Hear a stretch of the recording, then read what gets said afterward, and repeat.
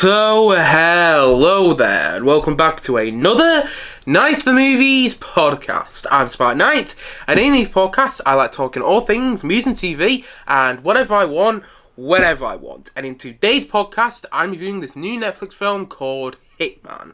But just before I do that, I want to quickly say that I have hay fever quite bad right now, so if I sound bummed up during this podcast and if I keep sniffling throughout this podcast, I do apologise. It's just the way I am right now because it's that time of the year and hay fever gets to me quite bad, and it's got to me quite badly this morning, the morning that I'm recording this podcast, so I do apologise if this review isn't the best, but hopefully it will still be a fun review and a fun podcast to listen to and or watch nevertheless. So let's get into it, shall we? Hitman. So this, as what he said, is a new Netflix film, and it's co-written and directed by Richard Linklater, who is best known for directing the likes of School of Rock, which is a wonderful film. I haven't seen it in a very long while. I used to watch that film. Used to be shown at my secondary school quite a bit, and I think that was the last place I watched it, but I remember enjoying that film a hell of a lot. I need to rewatch it because I've got a feeling I'll appreciate it a lot more now.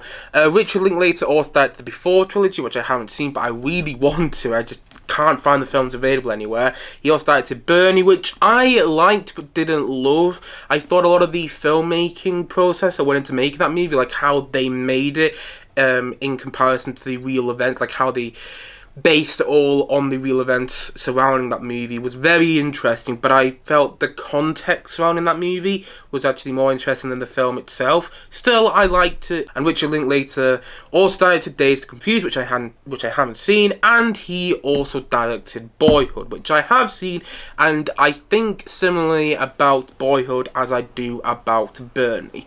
I like the filmmaking process that went into Boyhood. They shot it over 13 years, I think, and I think that's very impressive, the fact that it was actually entertaining to watch, and they made it over 13 years and they actually made it all work. But at the same time, I didn't love it because I didn't feel the protagonist was particularly likeable. But I do think Richard Linklater is an interesting filmmaker. From the movies I've seen of his, I think he is a interesting director, and whenever he makes a new film, I'm always interested in it in a certain way, and this is his newest movie, and he co-wrote this film alongside Glenn Powell, who also stars in the lead role. Glenn Powell, you might know for the likes of Top Gun Maverick, and earlier this year, he was in Anyone But You opposite Sydney Sweeney, in which he was really good. And didn't love the film, but I loved him in it. And he is a lead role in this film, and he stars opposite Adria Arjona, apologies if I mispronounced her name,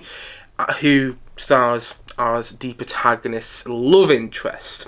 And I was lucky to get to see this film in a cinema, because I wanted to see it in a cinema because a couple of months ago, quite a few months ago even, last October, I was at the BFI Film Festival, and I'd go into these screenings and I just hear people raving about this film, talking about how good it was to watch it in a cinema. And then, I think the week after the BFI Film Festival, the week after I got back from it, I heard that the film had been picked up by Netflix and that it wouldn't be getting a theatrical release. And I was annoyed by that, and it lowered my expectations because I was like, oh, it's going straight to Netflix. That means that I'm going to see it. I'm going to expect it as a straight to Netflix film, and that's often not a good thing, if you know what I mean. And my heart sank when I heard it was going to Netflix because I wanted to see it in a cinema so badly. But when I saw that the trailers when I saw this film was coming out soon, I was meant to say that, when I saw that this film was coming out soon, I had a quick look at my local cinemas just to see if this film was showing, and luckily enough it was at a cinema about 90 minutes away from me. So I made a point of going watching this film at a cinema that I don't usually go to, and I was happy that I did, and that's how I got to the film before I went on Netflix as well. And the IMDb plot synopsis for this movie, I can't pronounce a bloody word. The IMDb plot synopsis for Hitman goes as follows. A professor moonlighting as a hitman who's played by Glenn Powell in the film, of sorts for his city police department, descends into dangerous, dubious territory when he finds himself attracted to a woman who enlists in his services. And the woman he finds himself in dangerous territory with is played by Adria Arjona in the film. Again, apologies if I mispronounce her name. And honestly, I thought this movie was really good. I enjoyed watching it. However, it wasn't the film I was hoping it was going to be. I didn't come out the cinema yesterday after watching the film loving it, and I wanted to come out something thinking, yeah, that was great and it was worth seeing it in the cinema, because honestly I didn't feel it was worth seeing it in the cinema. I enjoyed watching it in the cinema. I enjoyed watching it in a cinema full of people who were laughing along with the jokes and who also seemed to be enjoying themselves. But I also feel like if I watched this on my TV in my house over this weekend when the film's going to be released on Netflix, I don't know if I would have felt any differently. Maybe I would have watched it on Netflix and disliked it more. Maybe I would have watched it on Netflix and actually liked it more. But I didn't feel I was gonna get. I didn't feel seeing it in the cinema was needed. But I did still enjoy the film. It wasn't as great as I hoped it was going to be, but I enjoyed it because it had this playful nature to it, and it had this easy breezy feel to it as well. The film was just fun to watch. You know what I mean? Like, I think a lot of that comes down to the main two stars, Glenn Powell. Again, I can't pronounce his name. I don't know why, but I can't pronounce words today, apparently. Glenn Powell and Adria Arjona, who have this great chemistry whenever they're on screen together, and are just an absolute joy to watch this movie. Particularly Glenn Powell, who seems to be having so much fun making this film. And you can tell when he's on screen he's got a lot invested in it, because he did co-write the script with Richard Linklater, and I do think it's a very smartly written film. I think it's clever. The twists kind of hit you before you realised, I was watching the film, I was like, oh wow, this is actually taking a direction I didn't expect to, and it is offbeat.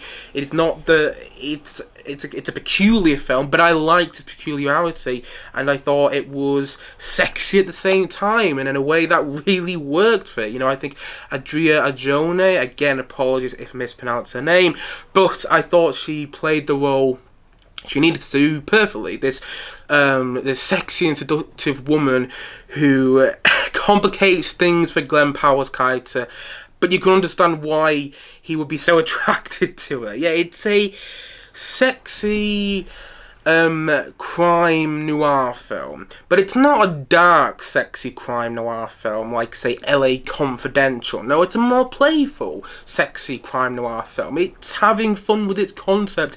It's having its cake and it's eating it too. And I just really enjoyed watching it because of the twists it took, and because of the feel to the movie, because of how sexy it was at times, and how it kind of lured you in with its sexiness, and how seductive it was also because it was enticing, and I found myself so drawn in by the film, and before I knew it, I was hooked in with what the storylines and what was going on, and yeah, I really enjoyed it. It's not a straight-up action movie like I've seen it being advertised. If you look this film up on Google, it says it's an action comedy romance, but it's not. Don't go into this film expecting something like True Lies, because it's nothing like that.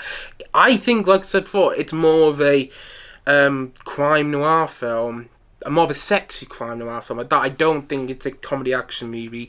There isn't really much action in it, and I think if you go into the film expecting an action movie, you'll be disappointed by it. And I think that's kind of what happened with me. I mean, I wasn't disappointed by the film. I really liked the film it ended up being, but I found it a bit jarring to watch in its first hour, because I was adjusting to it. Maybe not the first hour, actually, maybe the first 30 minutes, but I found it a little bit hard to adjust to, because I was expecting a different kind of movie. And I do think that the pace could have been picked up a little in certain moments. I do think that it could have also been more stylish for the sort of film it was. Like, put it this way, if Steven Soderbergh, who directed the Ocean's movies and plenty of other films I just can't think of off the top of my head right now, Erin Brockovich, that's another big film he directed, if he directed this movie, I think it would have had more of a stylistic direction to it and would have been more cool to watch, you know what I mean? But at the same time, I did think this was a well-directed movie, you know, which Linklater has been in the business now for a good long while. He's been making films for, a decent period of time, so he knows how to make a movie, and you can tell this is from somebody who knows what he's doing as a director. And I think it's a well-directed movie, and I think everything in the film got better once Adria Arjone's character was introduced. I'm probably mispronouncing her name, and every time I say her name in this review, I feel bad because I know for certain I'm mispronouncing it. But still, I think as soon as her character was introduced, and as soon as you had Glenn Powell and Adria Arjone on screen together, in scenes being all romantic, being all flirty and everything, once those two on screen together, I thought the film was working on another level. Before they were on screen together, and there was a chunk of the film before we get to meet Adria Arjone's character, before we get to meet her, the film wasn't totally working for me. But in the end, the film boils down to that romance, the romance between Glenn Powell and Adria Arjone's character, and those two characters, and when it boils down to that romance is when it works at its best. And it actually had a surprisingly satisfying and heartfelt ending as well, which I really didn't expect.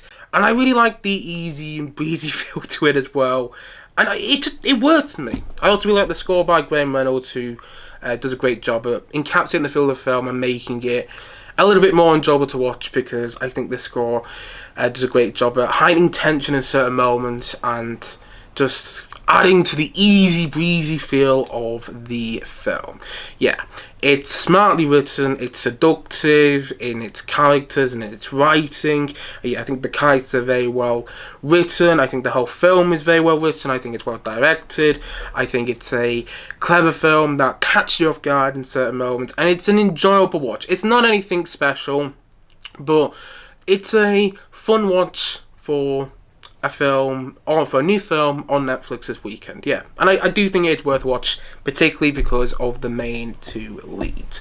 And so, all in all, I'm going to say that Hitman, I'm going to say it's a 7.5 out of 10. I thought it was a solid movie. Do I wish it was better? For sure, and I was hoping for something slightly better because, like I said, I'd heard people raving about it at the BFI Film Festival last year, and I was like, okay, this might be something special, and it wasn't. But, you know, I thought it was just a really enjoyable movie. And sometimes you want to watch a really enjoyable film that's not too daring, doesn't challenge you too much, and it's just fun whilst it's on, fun to think about, and leaves you with a smile on your face. And that's exactly what this film did. Yeah, I liked it. I didn't love it, but I'm okay that I didn't love it.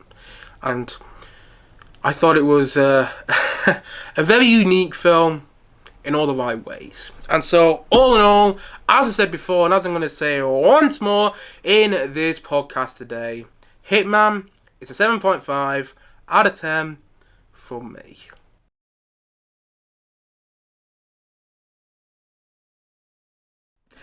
Anyway, guys, that's it for today's podcast. If you have seen Hitman, please let me know your thoughts on it in the comments section below. Maybe you loved the film, or maybe it wasn't for you. Whatever your thoughts are on this movie, please let me know in the comments section below. And as always, thank you for watching or listening to this podcast. And if you haven't yet, please do click down below and like and subscribe on this podcast. And look forward to many more podcasts coming very, very soon on this channel. As I already said, thank you so much for watching or listening to this podcast, and I suppose that's it. So I will see you guys again soon, but bye for now. Bye.